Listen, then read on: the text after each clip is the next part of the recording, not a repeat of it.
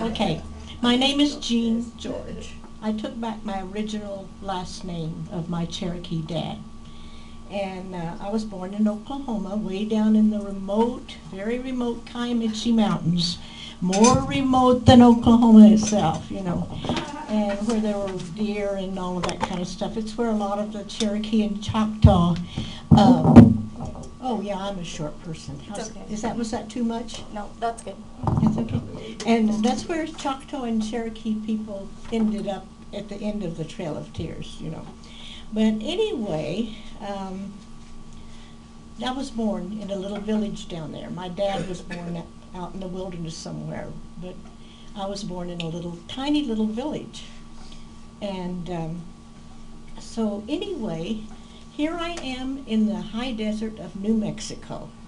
And my poetry, I've written like these other people for several years, different times, and this is like a history of my life, because some of them cover my early Oklahoma days as a young person, some Alaska, and some California, and now New Mexico. And it's funny, one of the poems I wrote after my 21-year-old son died in a construction cave-in, I had never seen the desert. And I worked as a legal assistant in the county counsel's office. And it's funny, I had never seen a desert, but I lived alone, and I was somehow, this poem was about the desert, but my imagination.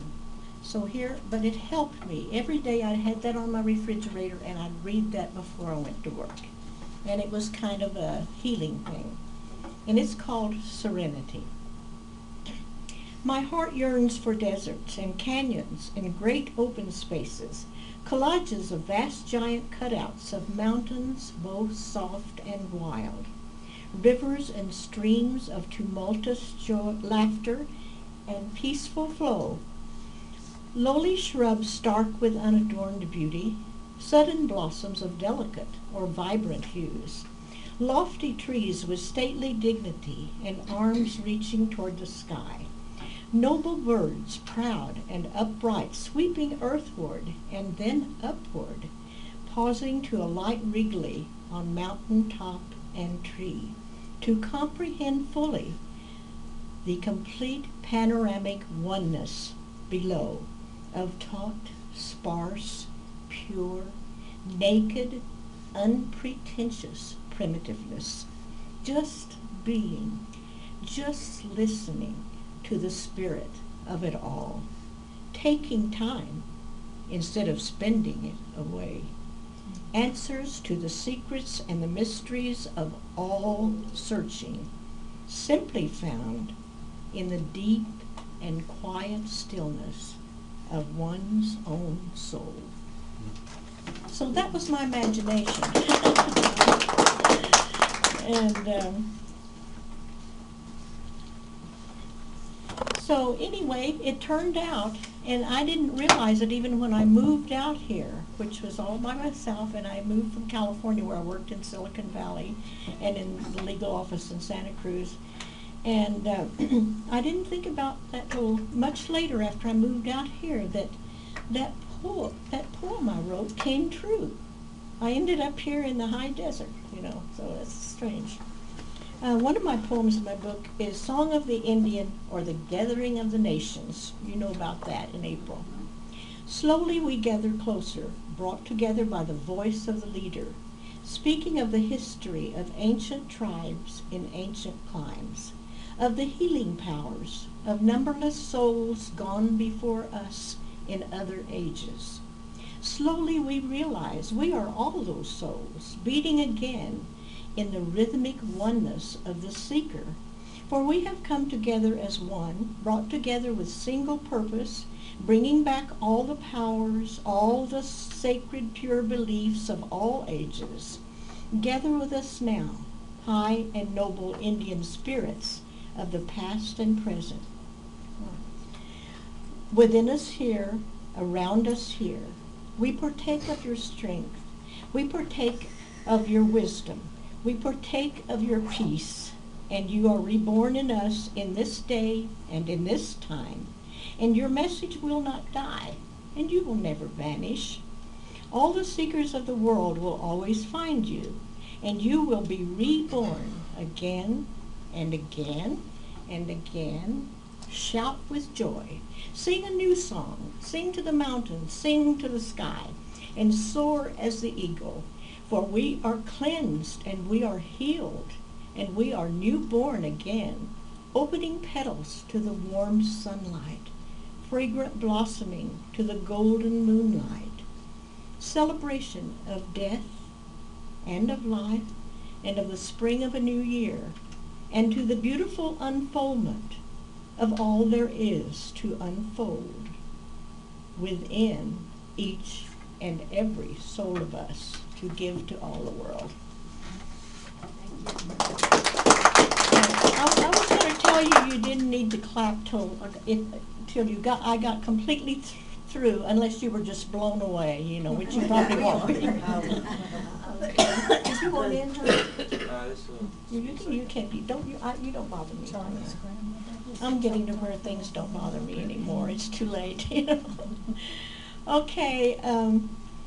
I was going to tell you too. In this day with all the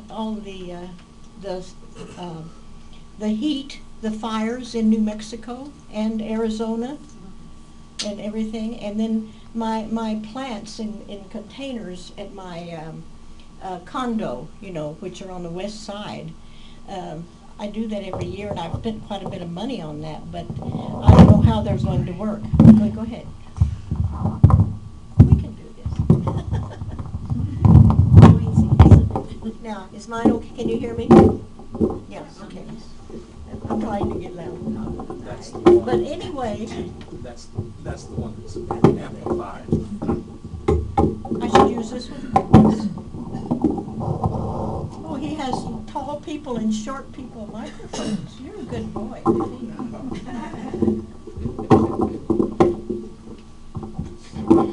Testing.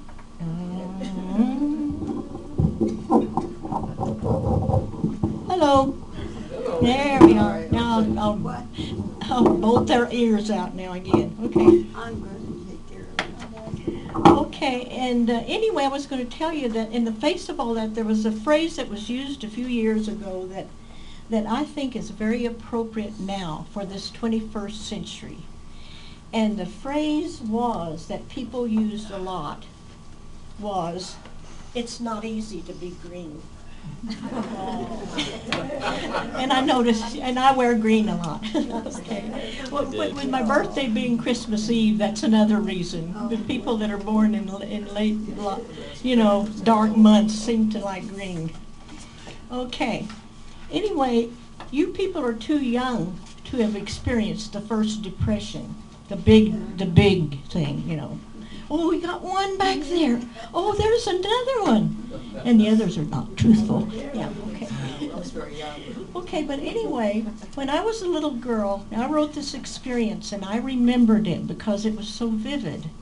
And I was just a little girl in Jinx, Oklahoma, about 10 miles from Tulsa. And I've got I used my mother's name in it, Julia.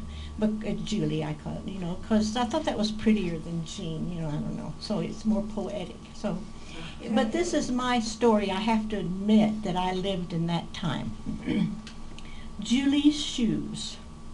The knock rattles the back porch door, startles the quiet home, where the others disappeared after Sunday's white linen, noritaki, and victuals were cleared, and crumbs picked up from the floor. Julie's book drops quickly. She walks dutifully, slowly, towards the screened-in porch, for neighbors rarely knock at the never-locked back door. Those were the days. On the step, the biggest man she has ever seen before. The livid scar cuts brow to jaw, weathered face, torn coveralls. Julie suddenly stops short of the door, brown eyes wide, no words at all. "Is your mother home?" the deep voice asks. A faltering, No, from Julie, shaking her head. Into her troubled eyes he smiles and says, "It's all right, little girl," and then turns away. She watches him leave through the tall elm trees, picks up her book and tries to read, sees only his sad eyes, a proud, lowered head. She knows he's one of those, a hobo led by their sign to Mom's back door, to shovel chicken, potatoes, salad, and pie, and yard peppermint in cool iced tea. I used to like to go pick that peppermint. Julie likes to think about that word only when Mom gathers food and outgrown clothes. Oh, just a few things for a family kind of poor, she explains. She likes her White House with the front porch swing, garage way in back where Brother plays the drums, and he did well, and the mulberry tree where she hides to read, and after all, Dad owns a family grocery store. Then the Oklahoma plains wind pierces her coat through the thin cotton dress, barely covering her thighs. As her sturdy legs trudge the mile, not too fast, she stops near the school to tug on heavy twine cut from the spool on Dad's butcher block that holds her flapping soles to their tops to make them last. We'd already done all the half-soling you did then and didn't have money to do that. Julie wonders why her thoughts suddenly go to last summer when the sun was gold, when there came a sudden knocking at the back porch door. Not just in her dreams, the man she couldn't feed. She hopes no one notices why she's bending down. Is my time up? Yes. Okay.